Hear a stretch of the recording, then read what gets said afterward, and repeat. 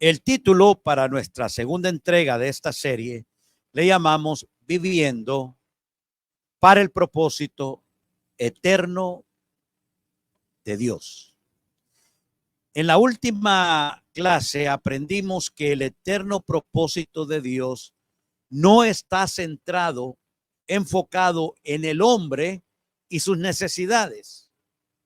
Que el evangelio, el cual son buenas noticias de parte de Dios, no se inicia, no comienza en el momento de la caída del hombre, o sea, cuando el hombre pecó. Dijimos también que esta serie no está dirigida ni centrada en nosotros ni en nuestras necesidades, sino en entender el eterno propósito de Dios, porque al entender el eterno propósito de Dios, eso le da sentido y claridad a todo. Toda esa nebulosa de confusiones que nosotros tenemos, ¿será esto, será el otro? ¿Para qué habré nacido aquí? ¿Por qué estaré yo acá? O sea, toda esa nebulosa de incertidumbre, de preguntas, de inseguridades, se aclaran cuando usted entiende el propósito eterno de Dios. Por eso la importancia de este tema. Sabemos que muchos de los mensajes que hoy en día se escuchan presentan el evangelio desde nuestra necesidad. Por eso el vocabulario que usamos y se escucha es: Él es mi Salvador. Él es mi sanador. Él es mi libertador, mi defensor, mi fortaleza. Y no es que haya algo malo en eso. Simple y sencillamente que ese no es el fundamento del eterno propósito de Dios, sino que el enfoque, cuando todo es en mí, el enfoque entonces es la necesidad del ser humano. Pero bendito sea el Señor que usted vino hoy, que estuvo el domingo pasado, y estamos aprendiendo que en el propósito eterno de Dios, las necesidades del hombre no son las que gobiernan ese propósito. O sea que lo que determina o mueve el propósito eterno de Dios no es lo que usted necesita ni lo que yo necesito. Eso no es lo que gobierna el propósito de Dios. Entonces, cuando el mensaje que nosotros escuchamos, el mensaje que se predica, donde las necesidades del hombre son el centro, es común que usted escuche o usted ore de esta manera: Señor, yo quiero. Señor, dame. Señor, yo necesito. Ayúdame, provéeme, auxíliame, dame más unción, dame más poder, dame más fe. Ayúdame a comprar la casa, las deudas, provéeme del novio, cámbiame al marido.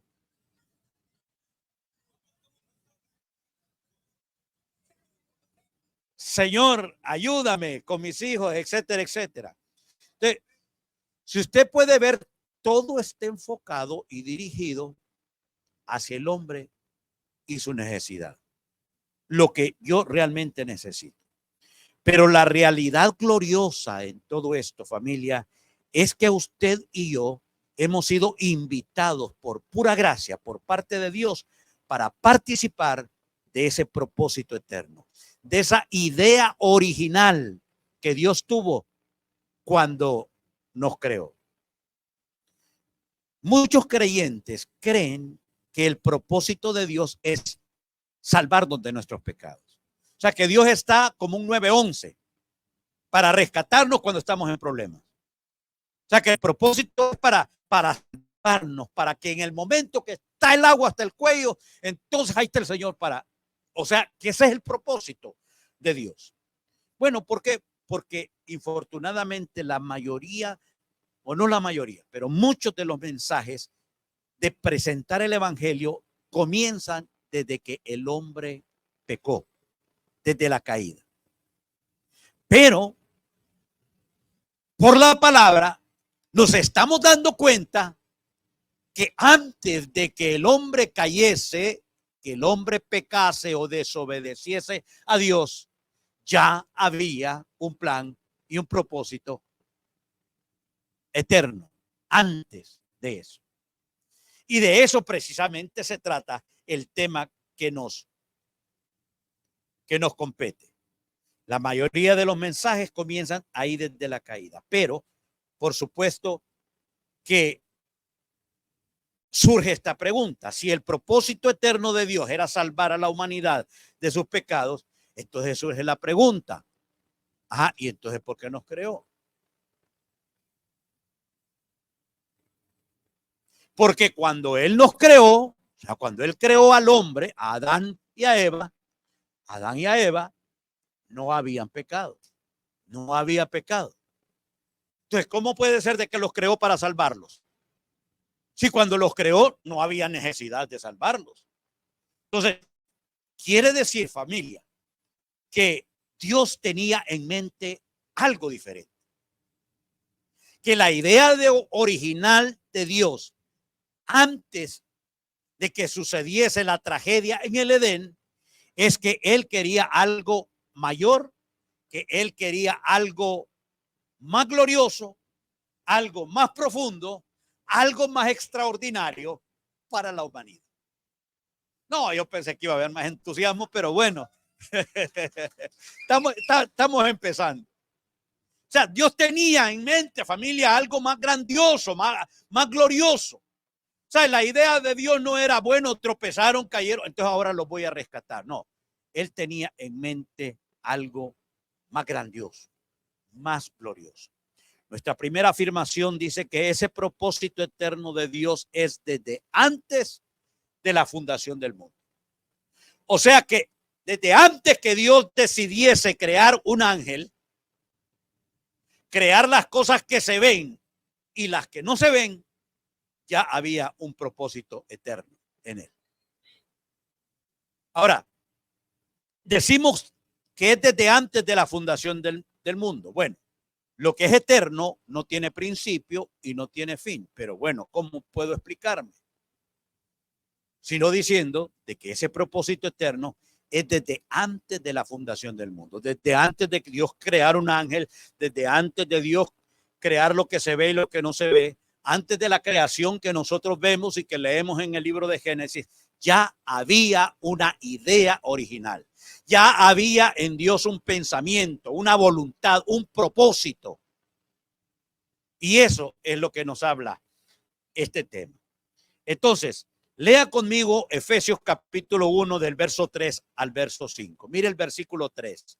Estos son los versículos que le gustan a Rosita y a Luz. Dice: bendito sea el Dios y Padre de nuestro Señor Jesucristo, que nos bendecirá.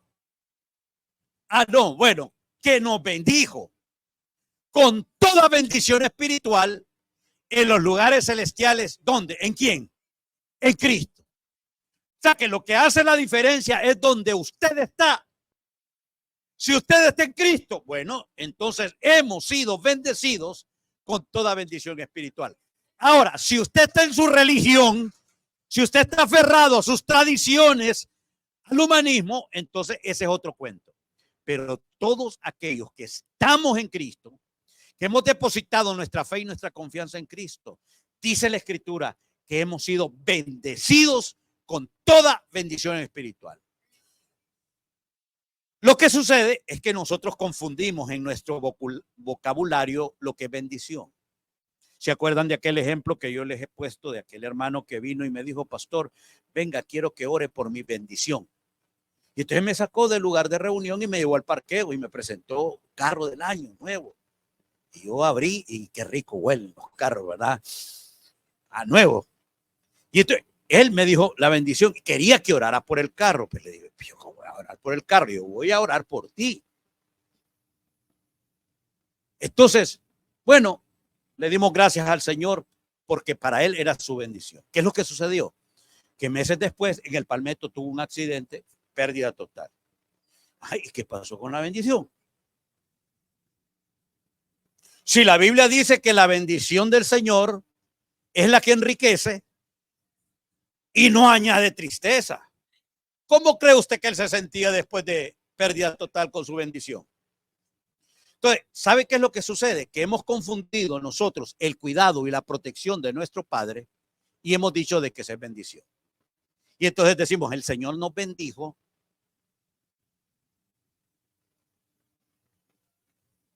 con un carro. El Señor nos bendijo porque me aumentaron el sueldo. ¿Sabe qué es eso? Eso es una muestra del cuidado y la protección de parte de Dios. Entonces, aprovecho para darles el chisme de última hora. Mire, lo que es Don Pedro de Olio, Unice y Audi, ayer cerraron su nueva casa. Firmaron.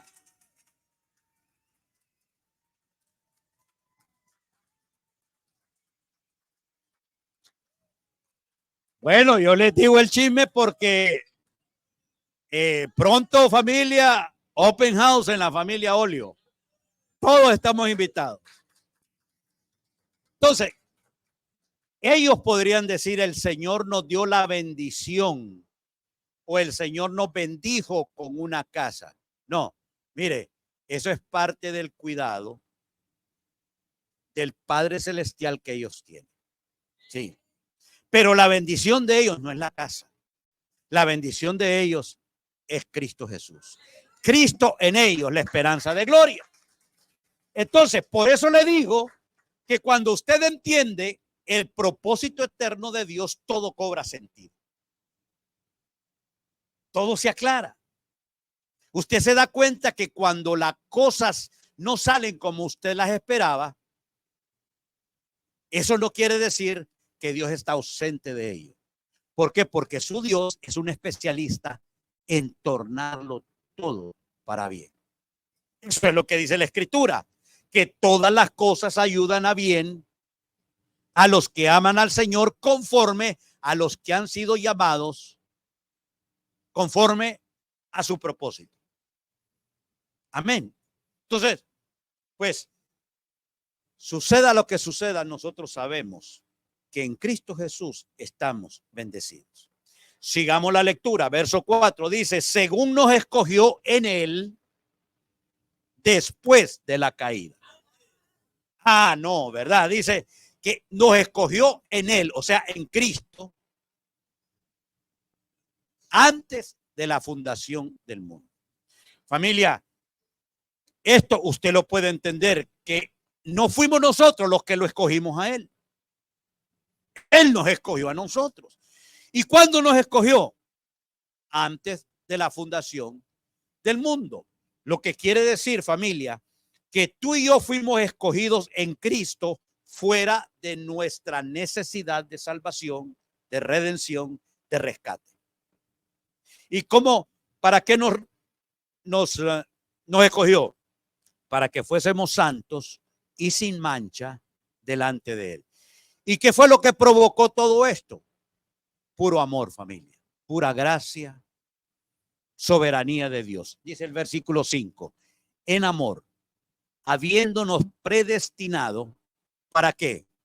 Para ser adoptados hijos suyos, ¿por medio de quién? De sus buenas obras, de sus buenas intenciones, no, por medio de Jesucristo. ¿Y por qué lo hizo? Dice, según el puro afecto de su voluntad. Porque él quiso, familia. Porque él quiso. Mire, lo que está diciendo es que Dios decidió, él tomó la decisión porque él quiso adoptarnos a usted y a mí como hijos de Dios. Él nos adoptó porque él quiso. Y esto lo hizo por medio de Jesucristo. Eso es lo que precisamente él quería hacer y le dio gran gusto hacer. Por esa razón, ustedes han escuchado a este pastor decir, mire, Dios siempre quiso tener una familia, pero no una familia de religiosos, de católicos, evangélicos, pentecostales, almidonados. No. Dios lo que quiso siempre tener una familia de hijos, por medio de los cuales él expresarse y darse a conocer. Eso sucedió antes de la fundación del mundo. Esa era la idea original de Dios. Y todo eso es en Cristo. Cristo Jesús era el único hijo. De tal manera amó Dios al mundo que dio o ha dado a su único hijo, porque él tenía un solo hijo. Pero él quería tener una familia de hijos. Entonces, Jesús dejó de ser el único para convertirse en el primogénito, o sea, en nuestro hermano mayor. Entonces, por medio de Cristo es que Él nos adoptó a nosotros y ahora formamos parte de la gran familia de Dios junto a todos los creyentes que han creído en Cristo Jesús alrededor de los tiempos en los 5 continentes. Somos hijos de Dios, somos amados por Él y esto es para siempre. Aleluya. Bendito el Señor. El versículo 6 se lee así, dice, esto fue, ¿para qué? Para que le demos la gloria a Dios. ¿Por qué le vamos a dar la gloria a Dios, familia? Por la extraordinaria gracia que nos mostró por medio de su Hijo. Me encanta eso de la extraordinaria gracia. ¿Sabe por qué? Porque Él nos amó, familia, desde siempre. Y nos conoce al dedillo. Sabe de dónde es que liqueamos, familia. Sabe de dónde es que nosotros cojeamos. Y aún así, Él no cambia. Por eso dice, para que le demos la gloria a Dios. La gloria no es para nosotros. La gloria no es para ninguna institución, para el profeta o el apóstol de turno. No.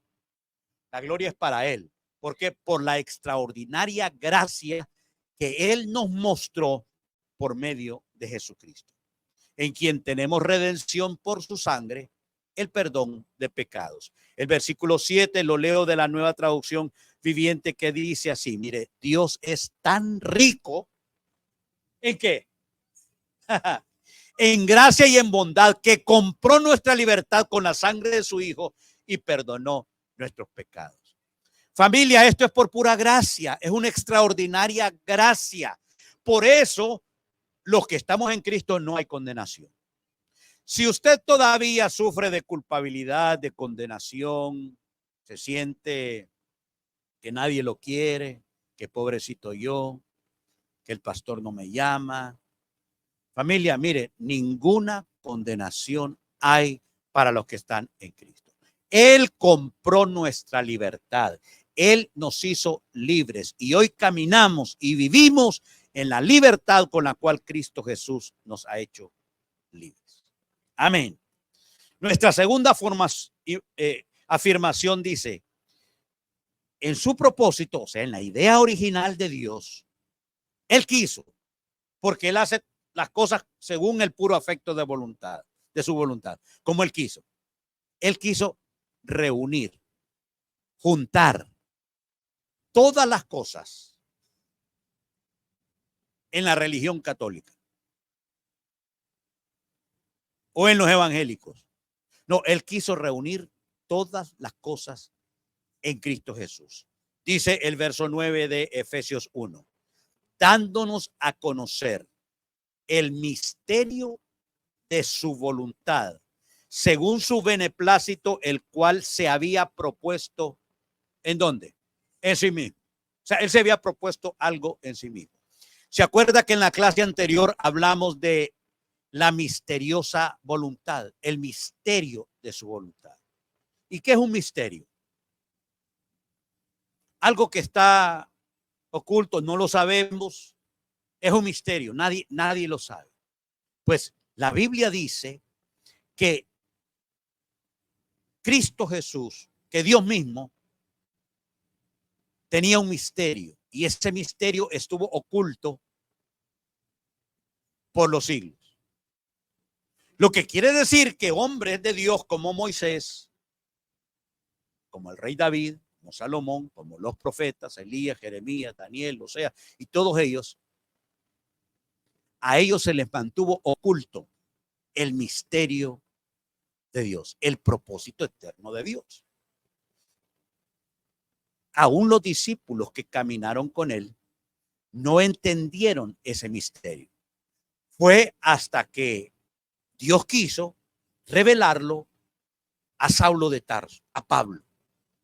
Y entonces le reveló que ese misterio de su voluntad, que su propósito no era otra cosa más que él iba a habitar y a vivir en nosotros. Por eso dice Cristo en nosotros, la esperanza de gloria. Entonces, aquí está diciendo Pablo a los Efesios, dándonos a conocer el misterio de su voluntad. ¿Y cuál era ese misterio de su voluntad? Que él ya no iba a vivir en templos hechos por manos de hombre, en templos de piedra, de madera, sino que él iba a habitar y que iba a vivir, ¿dónde? En nosotros. Ese es el misterio, familia, que ahora él está en nosotros. Y dice que todo esto fue lo que él se había propuesto en sí mismo. ¿Qué era lo que se había propuesto en sí mismo? Qué bueno que preguntó. Lea conmigo entonces el versículo 10. Dice, de reunir todas las cosas, ¿dónde? En Cristo Jesús. En la dispensación del cumplimiento de los tiempos, así las que están en los cielos como las que están en la tierra. O sea, que en el eterno propósito de Dios, la idea era reunir todo en Cristo. Esto es maravilloso, familia, porque si usted lo entiende, mire, la confusión, será o no será, todo eso se va. Usted se mantiene firme en esta esperanza gloriosa que es Cristo Jesús, habitando y viviendo en nosotros. Y dice el versículo 11 para cerrar esta parte, en él asimismo tuvimos herencia, habiéndonos predestinado conforme a qué? Al propósito del que hace todas las cosas. ¿Y cómo las hace? Según el designio de su voluntad. O sea, porque él quiso, familia. Ahora, ¿por qué me llama la atención esto? Dice que en Cristo él nos había escogido de antemano para que tuviésemos parte en su herencia. ¿Quién es el que hereda? El hijo. No es el siervo, no es el esclavo, no es el guerrero. Yo se los he dicho y se los repito, familia, ¿por qué? Porque hoy en día nos quieren imponer una identidad que no es la que nos corresponde. Nos quieren hacer creer que tú eres un siervo, tú eres una siervita del Señor. Y en efecto, nosotros servimos al Señor y no dejaremos de servir. Pero por otro lado, también te imponen la identidad de que tú eres un guerrero o tú eres una guerrera de Dios. Familia, el guerrero no es el que va a heredar. A la hora de recibir herencia, ni el siervo, ni el guerrero, ni el amigo, ni el compadre. Quien el que hereda es el hijo. Y usted y yo, por pura gracia, él nos adoptó para que fuésemos hijos de Dios, amados por él y para siempre.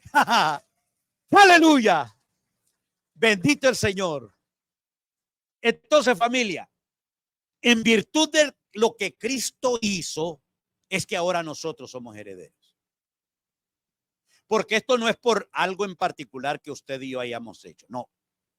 Porque en su plan soberano Dios nos escogió desde el principio para que seamos de Él. Lo repito, familia, en su plan soberano, Él nos escogió desde el inicio, desde antes de la fundación del mundo. ¿Para qué? Para que seamos suyos, para que seamos para Él. Esto es lo que Él quiso llevar a cabo. Ese es su plan entero. Entonces, hasta este momento podemos concluir con nuestra tercera afirmación que el propósito es en Cristo, el propósito está en Cristo y que todo está en Cristo. Familia, el propósito eterno de Dios no es para suplir nuestras necesidades, nuestros caprichos y para que Él corra como un 911 para auxiliarnos. No, Él a ti y a mí nos creó para algo mayor, para algo superior, para algo extraordinario. Y todo eso está en Cristo. Todo, familia, dice la Escritura y leeremos en Colosenses 1:15. Dice que todo fue creado en Cristo, por medio de Cristo, y todo fue creado para Cristo. Dice el versículo 15 de Colosenses 1. Él es la imagen del Dios invisible, el primogénito de toda creación. O sea, Cristo Jesús es la imagen visible del Dios invisible. Verso 16, porque en Él, o sea, en Cristo, fueron creadas ¿qué? Todas las cosas. ¿Cuáles cosas, pastor? Bueno, las que hay en los cielos y las que hay en la tierra. Las que se ven y las que no se ven. Sean tronos, sean dominios, sean principados, sean potestades. Mire cómo cierra. Dice, todo, todo fue creado por medio de Él y para Él. Aleluya. Familia, mire, todo incluye usted. Lo incluye a usted. Lo incluye a su familia. Incluye aún hasta su closet donde guarda toda la línea fina de ropa y zapatos y carteras. Todo, familia.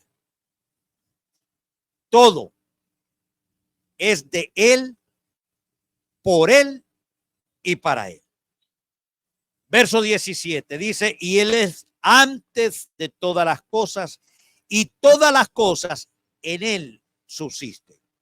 Y Él es la cabeza del cuerpo, que es la iglesia, el que es el principio, el primogénito de los muertos. ¿Para qué? Para que en todo tenga la preeminencia. O sea, que en el propósito eterno de Dios, Él no tan solamente quiso reunir todas las cosas en Cristo, sino que Él también quiso que la voluntad del Padre es que su Hijo tenga la preeminencia en todo. Eso es lo que Dios pensó, familia. Y cuando usted abraza esta verdad eterna, le da claridad a todo. Pues ya deja de afanarse. Bueno, se acerca el fin de mes y ¿con qué pago la renta? ¿Con qué pago la letra del carro? Y ahora, ¿cómo le hago frente a todo esto? Mi esposa testificaba y decía, bueno, sí, para hacer la operación, pero necesitan este billetón. Y no lo teníamos. Pero usted, ¿cómo cree que han sucedido todas las cosas? La verdad es que ni ella ni yo sabemos, pero el asunto es que la cirugía se llevó a cabo, está haciendo su terapia, seguimos confiando en el Señor, viviendo tranquilos, serenos y tropicales. ¿Por qué? ¿Por qué, familia? Porque por mucho que el hombre se afane, por mucho que se preocupe, por mucho que arrugue la cara, no resuelve nada. ¿Qué es lo que nos resta? Simple y sencillamente confiar que tenemos un papá, un Padre Celestial que sabe de qué cosas tenemos necesidad y que Él es poderoso y fiel para cumplir y suplir cada una de nuestras necesidades. ¿Y sabe usted cuál es la prueba, familia? ¿Sabe usted cuál es la evidencia de que hoy estamos aquí? Porque es que todos podríamos contar una historia de angustia, de dolor, de tristeza. Muchos de nosotros hemos tocado fondo. Muchos hemos estado ahí en el pantano, en el lodo, presas de la desesperación, de la angustia, de la ansiedad. Muchos inclusive pensamos que ya no había para más por lo que habíamos vivido. Y sin embargo, familia, aquí estamos. ¿Por qué cree usted? Bueno, porque nuestro Padre Celestial, Él ha tenido cuidado de cada uno de nosotros. Nunca nos ha dejado, nunca nos ha abandonado nunca nos ha desamparado y nunca lo hará. Aleluya. Bendito el Señor. Cuando tú entiendes esto, familia, y tú abrazas estas verdades, todo cobra sentido. Todo tiene claridad. Cuando hay adversidad, tú sigues confiando. ¿Por qué? Porque sabes que tu Dios obra para bien todo lo que le acontece a los que amamos al Señor. ¿Que cómo lo hará? No sé cómo. Pero que lo hace, lo hace. Entonces, mi familia, el Padre quiso reunir todas las cosas en Cristo. El Padre quiso que Cristo Jesús tuviese la preeminencia en todo. Entonces, pregunta hasta este momento si hemos aprendido. ¿Qué es lo más importante del mensaje? Usted y sus necesidades, sus dolores de pelo, ¿o qué? Lo más importante es Él. Entonces, muchos quieren conocer lo que Dios hace. Y lo que les enamora para seguirlo es lo que Dios hace. Por eso dicen, bueno, Él es mi Salvador. Y en efecto, Él es nuestro Salvador. Él es mi sanador, Él es mi libertador, Él es mi proveedor. Y en efecto, Él lo es porque Él es eso. Pero entonces lo ando siguiendo, así como Jesús les dijo a aquellos. Llegaron y le dijeron, Señor, ¿y a qué hora llegaste por acá? El que conoce los corazones les dice, no, ustedes lo que les interesa son los panes y los peces. Ustedes no andan detrás de hacer la voluntad. Ustedes no andan detrás de querer aprender. Lo que a ustedes les interesa son desayunar los panes y los peces. Familias, de la misma manera, mire, créame que hay muchos creyentes que atienden la invitación porque se les ha ofrecido que si vienen al frente o si dan una jugosa ofrenda o si hacen esto o el otro, entonces lo que es tu necesidad será satisfecha. Y entonces se acostumbraron a que seguimos al Señor, nos congregamos, lo servimos a Él porque tenemos un interés. Pero qué diferente, familia, es cuando tú mantienes una comunión con tu Dios por lo que Él es. Tú puedes testificar, como dijeron los 3 jóvenes que iban a ser echados al horno de fuego ardiente. Quiero que sepas, tu rey, que el Dios a quien nosotros servimos, Él es poderoso para librarnos del horno de fuego ardiendo y nos puede librar de tu mano. Pero, si no lo hiciere, igual, tampoco nosotros nos inclinaremos hacia la estatua que tú has edificado. Familia, por eso el profeta dice que aunque la higuera no florezca, que aunque en las vides no haya fruto, aunque las vacas, aunque, familia, la tarjeta solamente diga decline, decline, decline. Cuando haya adversidad, familia, Él dice, con todo yo me alegraré y me gozaré en el Dios de mi salvación. Aleluya. Familia, eso es confiar, porque tú tienes entendimiento que no se trata de ti, no se trata de tus necesidades, de tu capricho, de que a mí me duele. No, se trata de Él. Todo se trata de Él. Romanos 11:36, Carmencita nos lo compartió y volvemos a leer. Porque más claro no canta un gallo. Porque de Él, por Él y para Él son todas las cosas. A Él sea la gloria por los siglos. Amén. Entonces, familia, si usted puede ver que nada queda fuera de Cristo. Nada. Ni usted, ni su familia, ni su negocio, ni sus acciones en la bolsa, ni sus tierras allá por Colombia, ni las fincas, ni nada. Todo, familia. Todo. Todo es de Él, es por Él y para Él. Ahora, ¿dónde estamos usted y yo en todo esto? En Él. ¿Y Él dónde está? En nosotros. Aleluya. Usted ha oído aquello que el padre le dijo al hijo: hijo, todo lo mío es tuyo.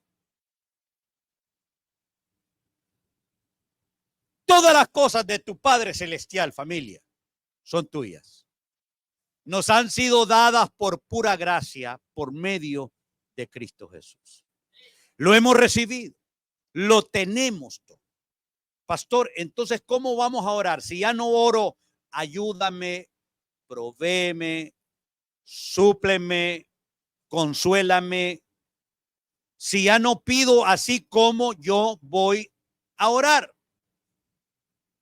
Mira, Freddy pasó la clase. Gracias, Padre. ¿Por qué? Porque tú eres quien me guarda. Gracias, Señor, que tú eres el que suple. Gracias, Señor, porque yo sé que tú eres fiel y que tú eres poderoso. Que tú sabes de antemano lo que yo necesito y tú lo suplirás. Pero no me enfoco ni me quedo ahí como el avestruz con la cabeza bajo tierra, enfocado en la necesidad. No, sino nuestro enfoque es en Él, el que es nuestro proveedor. Entonces, familia, ¿cómo vamos con el tiempo, Josecito? Vamos bien, muy bien. Media hora, reloj. Ok, nuestra siguiente afirmación, entonces, todo esto nos dice que Jesús vivió. ¿Por qué? Él vivió por el Padre, vivió a través del Padre y vivió para el Padre. Ahora, esta verdad es trascendental a la hora de que usted y yo decidamos vivir para Él.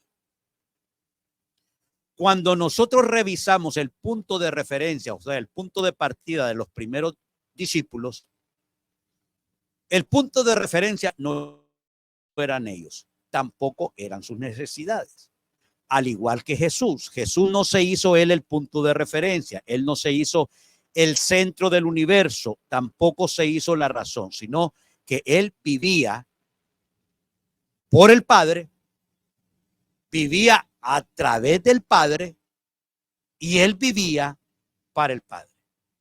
Entonces, los primeros discípulos lo entendieron y no se concentraron en el evangelio del yo, sino que ellos se concentraron en todo lo relacionado al eterno propósito de Dios, donde todo es de Él, es por Él y es para Él.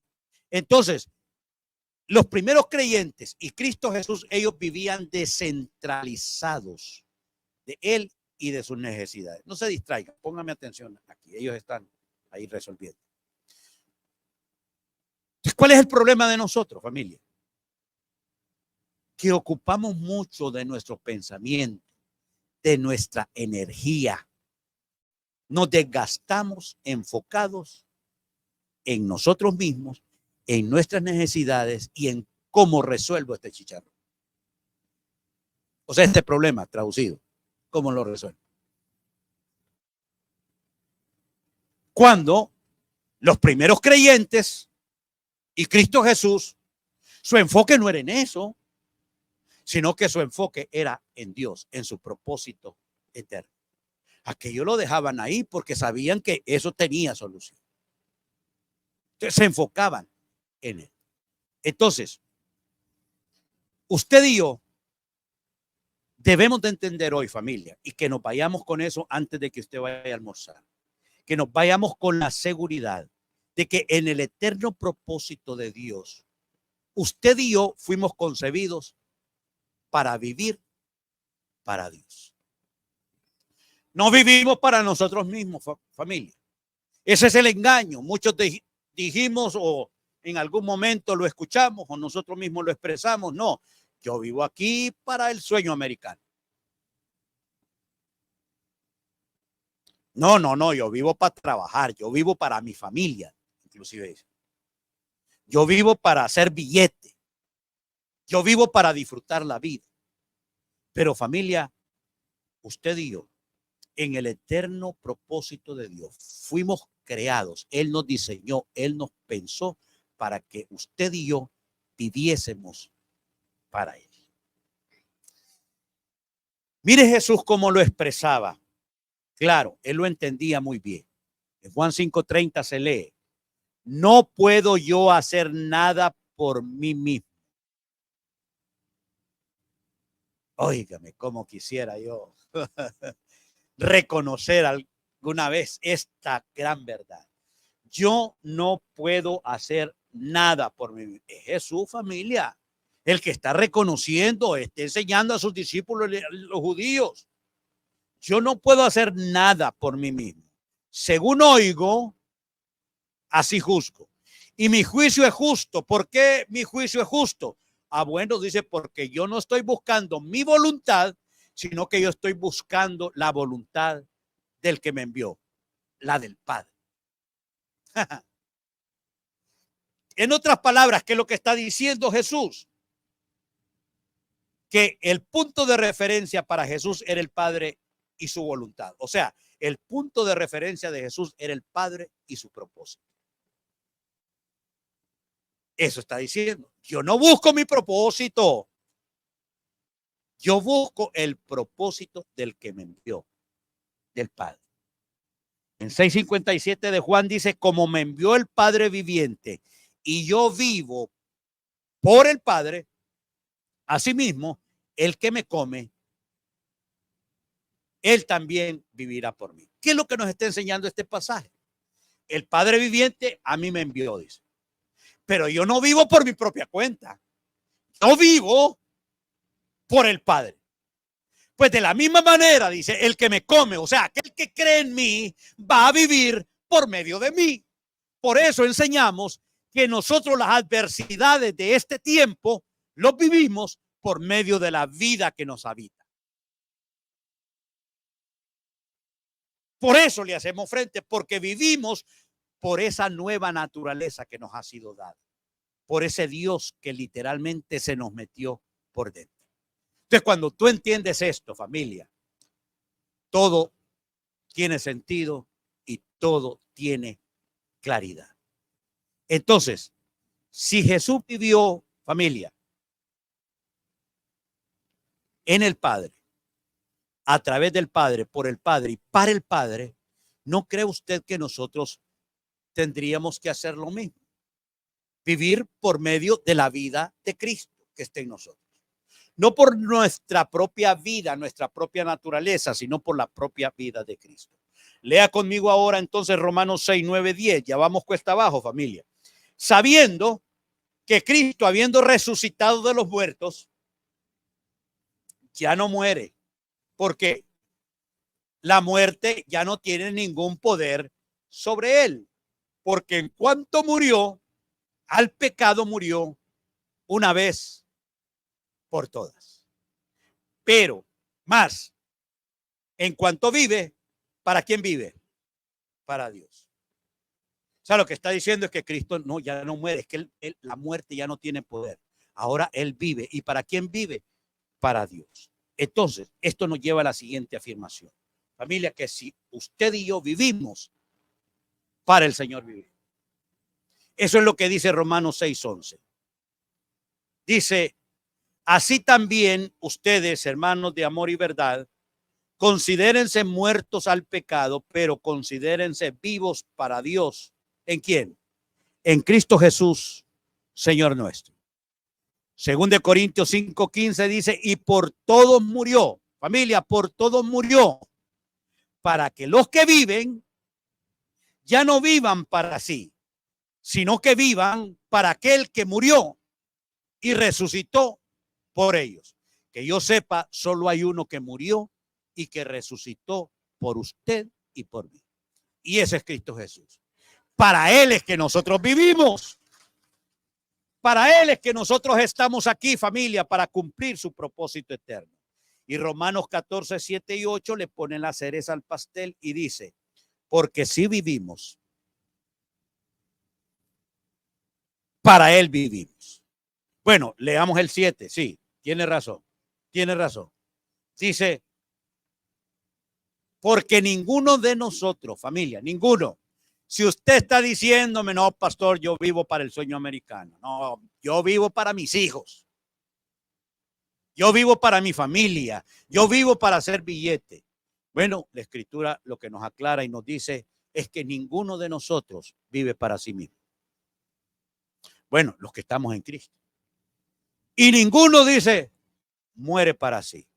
Y entonces dice el versículo siguiente, pues si vivimos, para el Señor vivimos. Y si morimos, para el Señor morimos. Así pues, sea que vivamos, familia, o que muramos, del Señor somos. ¿Para qué nos hizo Dios? Para Él, para que seamos suyos. Esa fue su idea original. Nos pensó, familia, usted no es producto de la casualidad. No es que salió así como que su papá y su mamá no lo querían. Simple y sencillamente Dios lo pensó. Dios fijó sus ojos sobre usted. Y esto no es producto de la casualidad. ¿Sabe qué es lo que sucede? Que los golpes de la vida, los tropiezos que nos hemos dado, los errores que hemos cometido, las embarradas y metidas de pie que hemos dado, nos han hecho distorsionar la verdadera identidad que usted y yo somos ahora que estamos. Por eso nuestra autoestima ha sido afectada. Por eso nos cuesta creer la abundante gracia de Dios. ¿Por qué? Porque como hemos hecho lo malo, porque hemos defraudado, hemos traicionado, hemos hecho cosas que aún a nosotros el pensarlas nos causa vergüenza. Entonces decimos, no, ¿cómo es posible de que yo vaya a recibir tanto favor, tanta gracia, tanto perdón? ¿Cómo es posible de que yo voy a participar de la misma gloria que Cristo Jesús tiene cuando yo he sido tan malo, tan perverso, tan corrupto? Pero la verdad, familia, es que Él te amó, te pensó desde antes de la fundación del mundo.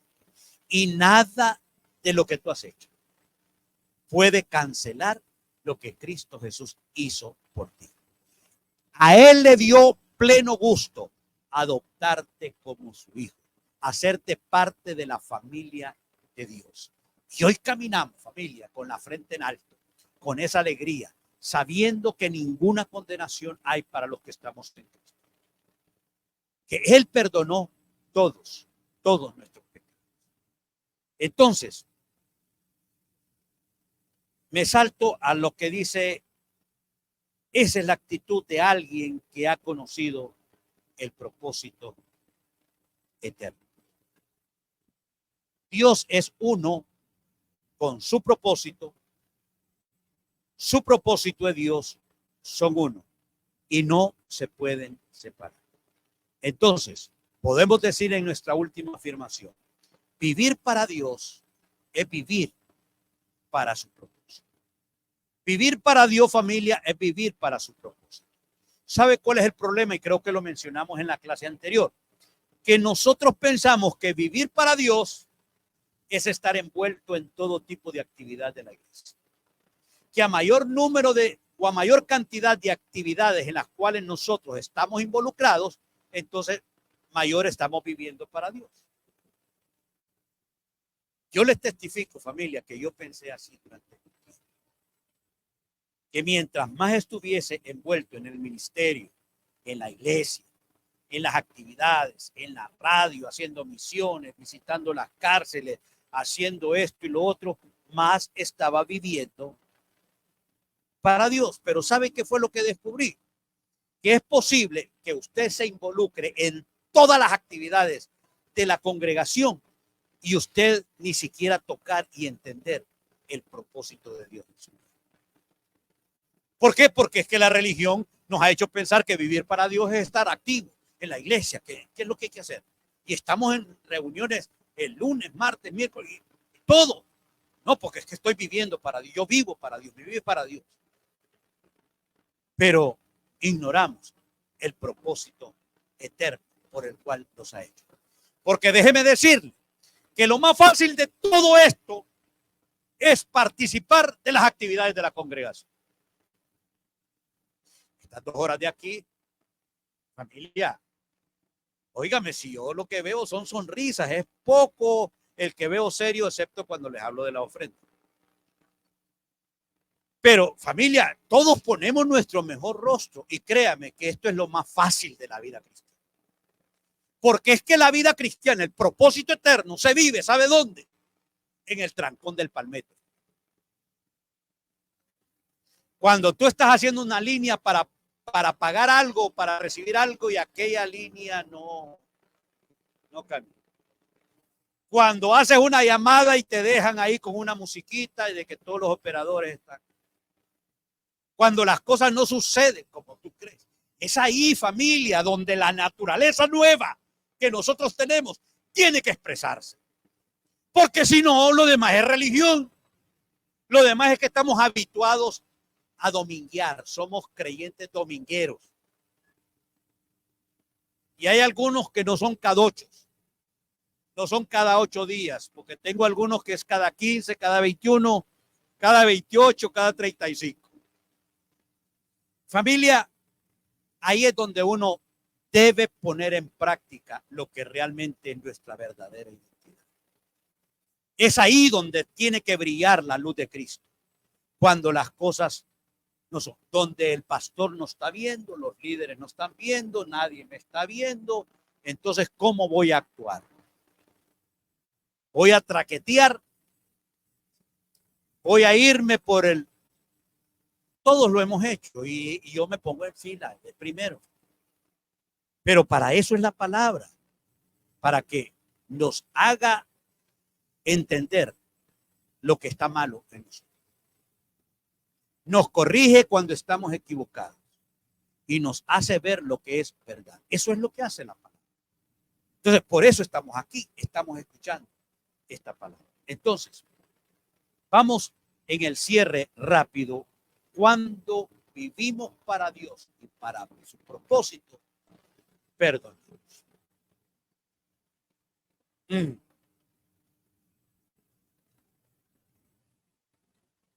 Colosenses 3:13. Ay, pastor, ya se metió en tierras que no. Bueno, dice, soportándoos unos a otros y perdonándonos unos a otros. Si alguno tuviere queja contra otro, de la manera que Cristo nos perdonó, así también háganlo ustedes. Familia, cuando vivimos para Dios y para su propósito, es cuando perdonamos. ¿Por qué? Porque el perdón es el mensaje de Dios. El perdón es la expresión máxima de la naturaleza divina que nosotros portamos. Eso es vivir para Dios. Infortunadamente, familia, créame que hay muchos que en algún rinconcito guardan rencor, resentimiento, amargura, lo tienen en remojo, como hemos dicho, ahí clavado en un cuadrito.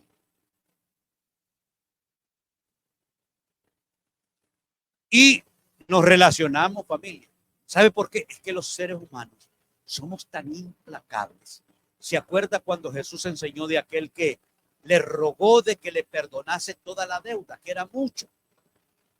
Y entonces el Señor ordenó que lo vendieran a él, a su familia y todo.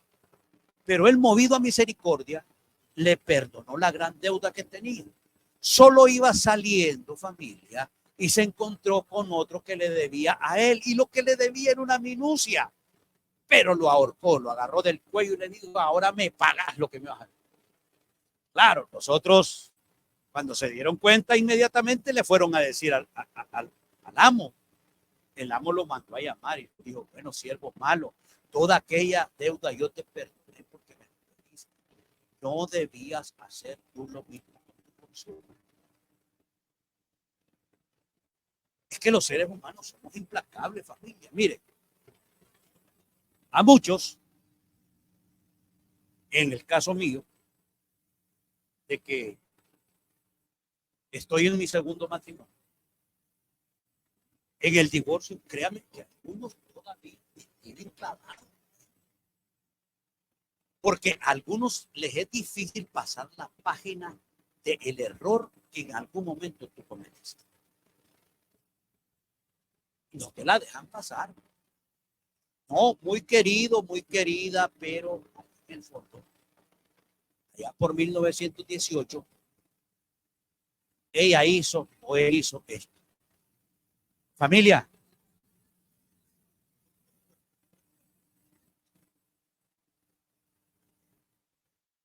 hay que perdonar, hay que perdonar.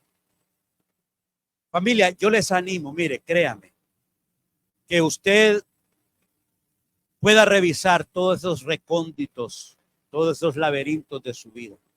Y si en algún momento usted tiene en un cuadrito a alguien porque usted lo vio pecar, porque usted lo vio cometer un error que trajo vergüenza, que no le pagó. Mire, yo lo animo a que usted lo baje de ese cuadrito. Suéltelo. Suéltelo porque usted vive para Dios y todo aquel que vive para Dios sabe perdonar.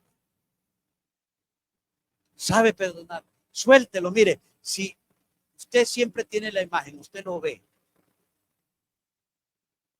Sí, no, habla bien bonito, habla bien, sí, no, no, no, no. Ah, pero es que usted no sabe lo que hizo allá.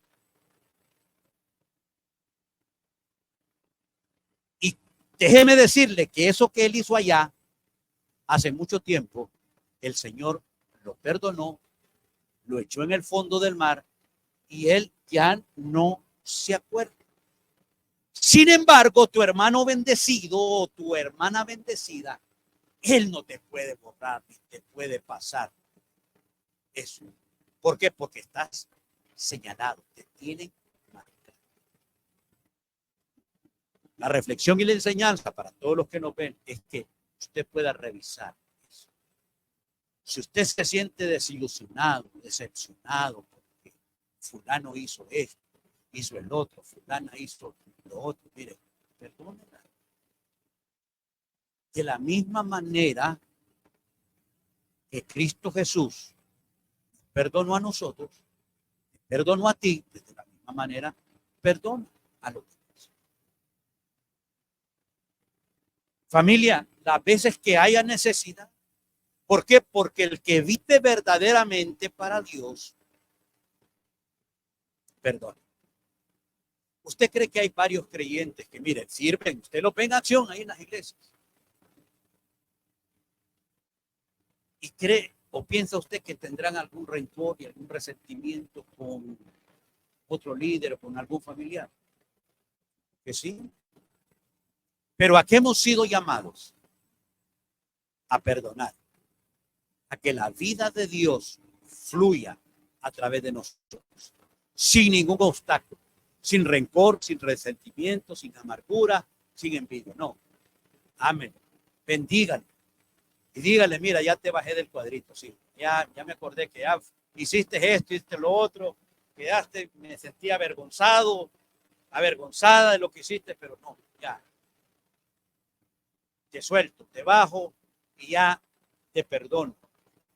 ¿Por qué? Ah, porque también a mí, de la misma manera, si soy honesto, yo también me he visto en situaciones que he causado vergüenza, traición y dolor a otros.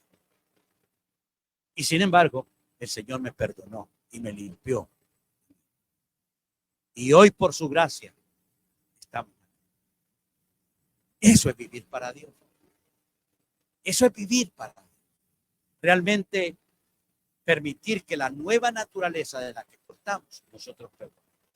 Lo siguiente, cuando vivimos para Dios y para su propósito, hablamos verdad.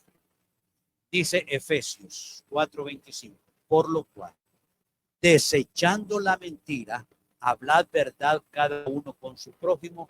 ¿Por qué? Porque son miembros los unos de los otros.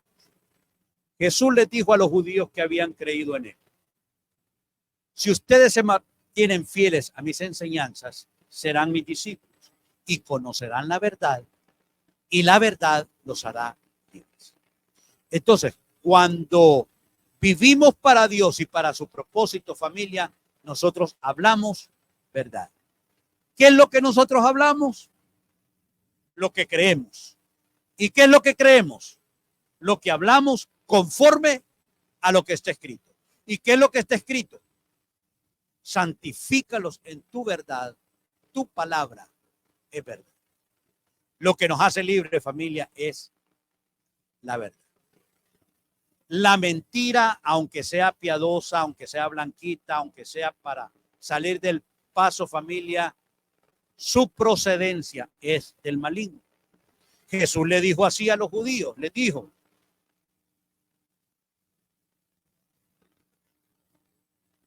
ustedes son de su padre el diablo. Óigame, palabras fuertes. Y los deseos de su padre ustedes quieren hacer. ¿Por qué? Porque él ha sido homicida desde el principio. Pónganme atención, no se me distraigan ahí atrás. Él ha sido homicida desde el principio y no ha permanecido en la verdad porque no hay verdad en él. Cuando habla de mentira, de suyo habla porque es mentiroso y padre de mentira. Familia, cuando vivimos para Dios, habla verdad. Que nuestro sí sea sí y que nuestro no sea no. Que todos hemos planchado en esto. Permítame ponerme otra vez en primera línea. Pero la palabra nos está enseñando. Hablar verdad, familia. Que digamos lo que es. Muchos de nosotros tratamos de dar una vuelta y adornarlo. No. Pues si no puedes, no puedes. Si no vas a llamar, no digas que vas a llamar. Si no quieres, pues no quieres. No, pero es que fíjate que el clima, dependiendo de... No, hablemos. Cuando vivimos para Dios y para su propósito, familia, servimos a otros. Gálatas 5:13 dice: pues ustedes, mis hermanos, han sido llamados ¿a qué? ¿Qué es lo que usted lee ahí? ¿A qué hemos sido llamados, familia? Usted ha sido llamado a vivir en libertad. Pero no usen esa libertad para satisfacer los deseos de la naturaleza pecaminosa. Al contrario, usen esa libertad ¿para qué, familia? Aleluya. Cuando vivimos para Dios, familia, y su propósito, nosotros servimos. Para eso hemos sido libres. Él nos libertó. Somos completamente libres, pero dice: no uses esa libertad para satisfacer los deseos de la carne, para hacer lo que... No, usa esa libertad para que nos sirvamos los unos a los otros. En Mateo 20:25 hay una enseñanza grandiosa, familia, que no podemos dejar desapercibida. Jesús llamándolo les dijo: sabéis que los gobernantes de las naciones se enseñorean de ellas y los que son grandes ejercen sobre ellas potestad. Mas entre vosotros, entre vosotros, no será así, sino que el que quiera hacerse grande entre vosotros será ¿qué? Vuestro servidor. Y el que quiera ser el primero entre vosotros será vuestro siervo. Como el Hijo del Hombre no vino para ser servido, sino para servir. Entonces, cuando vivimos para Dios y para su propósito, familia, servimos. Es una satisfacción, una alegría poder servir a otros. Y finalmente, cuando vivimos para Dios y para su propósito, hacemos bien a otros. Romanos 12:14 se lee: bendecid a los que os persiguen, bendecid y no maldigan. O sea, haz el bien, no hable. Romanos 12:21 dice: no sea vencido de lo malo, sino vence con el bien el mal. Finalmente, el versículo que le gusta a Henry y a Nilda dice Gálatas 6, 9 al 10. No nos cansemos, pues, de hacer el bien, porque a su tiempo segaremos si no desmayamos. Así que, según tengamos oportunidad, hagamos bien a todos, y mayormente a los de la familia de la fe. Entonces, mi familia, la idea original de Dios era que usted y yo viviésemos su paz. Él quiso desde un inicio, desde antes de la fundación del mundo, que seamos suyos. Por eso nos adoptó como sus hijos. Entonces, Cristo Jesús vivió en el Padre, a través del Padre y para el Padre. De la misma manera, usted y yo estamos llamados a vivir en Cristo, por medio de Cristo y para Cristo. Si vivimos, para Él vivimos, si morimos, para Él morimos. Sea que vivamos o que muramos, usted y yo somos del Señor. Entonces, cuando vivimos para Dios y para su propósito, perdonamos. Cuando vivimos para Dios y su propósito, ¿qué más dijimos? Servimos a otros. El Espíritu Santo nos ayude a apropiarnos, a conducirnos, a vivir, a hablar de acuerdo a tu propósito eterno. Gracias, Señor, por esta bendita palabra. Permite que la podamos llevar a cabo y que la podamos poner en práctica en todo momento. Yo oro, Señor, por cada uno de mis hermanos. Tú sabes cada situación en particular que cada uno está viviendo. Y tú eres el Señor que nos cuida, nuestro Padre Celestial, que suple toda nuestra necesidad. Pues yo oro por ellos y por cada familia. Los encomiendo a ti, a tu palabra de gracia, para que las cosas que ellos están expectantes de recibir se hagan una realidad en los próximos días. Señor, en esta hora oramos por Cristina. La encomendamos a ti, a tu bendita gracia, a su pronta recuperación. Gracias porque la cirugía ha sido todo un éxito. Te damos gracias por Iliana Céspedes, Señor. La bendecimos en tu nombre, la encomendamos a ti. Te damos gracias por Chiqui, por Enriqueta Moreno. La encomendamos a ti, a tu bendita gracia. Gracias, Señor, por la familia Ponce. Gracias por la familia Mateo. Gracias, Señor, por Ronnie. Gracias, Señor, por Agustín y Eliud.